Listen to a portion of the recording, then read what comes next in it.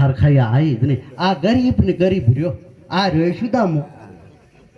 ચોકણ સુદામો હોય, આ રહ્યો સુદામો. પણ સુદામો એક વખત જો રે ભગવાનની નગરીમાં કૃષ્ણને મળવા એટલે દ્વારપાલે ઓળ્યો. જો ગરીબને કોઈ દાડ ભાદરા કોઈ ચોય જવા દી. દ્વારપાલે ઓળ્યો કે ભાઈ કૃષ્ણ મારા ભાઈબંધ છે. એટલે પેલા બધા મોને પણ આ એ ઓનો ભાઈબંધ નહીં, મોહિલાનો ભાઈબંધ. આ રે મનવો છે. મન તું અળગું ચો જઈ અથડાય બીજો નથી બોલતો.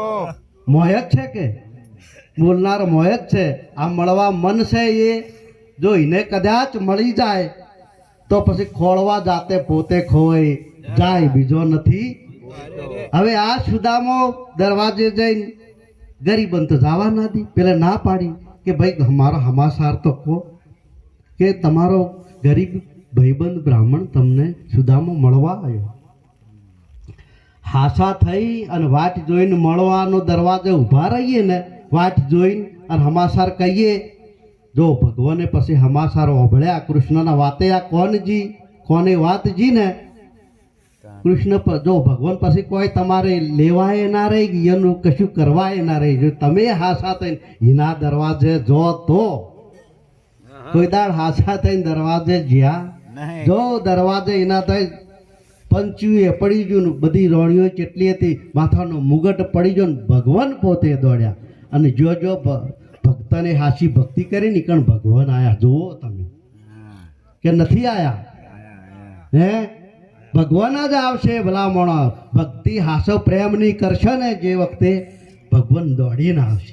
જો કૃષ્ણ દોટ મેલી આઈને ભેટી પડ્યા. અને આ બે જો મન ને આ બે એક થઈ જાય ને એટલે પછી કોઈ બીજું છે નહીં. પણ મન ને આ બે જુદું ને જુદું જ રહ્યું. એટલે આ એ ભજન છે. સંતો એ ભજન સમજાવે. તું બીજો કોઈ છે તારા અંદર જ છે, તું એનો ભેટો કરી લે. તમે એની ઓળખ કરી લ્યો.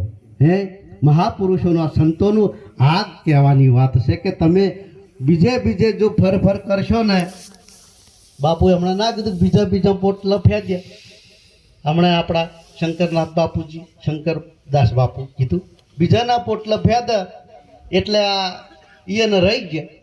આ તું ઈયન મોય પેલા ફેંદે તો ઈએ ના જડ્યું, પાછું પેલાને લઈ લીધું. પાછું તમારે ભગવાન પાછું લઈ લે. આલેલું છે ને આર્યું ખોળ્યું હોતા સુધી તમે જો ભજન કરવું છે તોય તમારે જે કરવું છે ને ટ્રેક્ટર લાવવા છે, ગાડીਆਂ હાંકવી છે.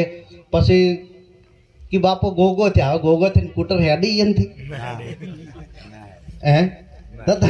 ઘણું એ મોય મન લગાવી રાખશો ને કશાનું ચેડ નહીં મેલો ને તો છેવટે ગોગા થઈને હોય બે હશો કોથળા ઉપર. પણ સ્કૂટર ને બધા ગાડીઓ ને બધું છોકરા હાંકતા તમે તાચી રહ્યો. પણ હાજી કે હો એના કરતા એટલે અમે મોણી લ્યો મળેલું માણી લ્યો. અને આ અવતાર એળે ના જાય એની બહુ કાળજી રાખવા જેવી છે. એટલે અવસર મળેલો એ ધન કરી લ્યો, પ્રભુનું ભજન કરી લો. મહાપુરુષે આલેલો શબ્દને પકડી લો. ભલામણ વચન પકડો.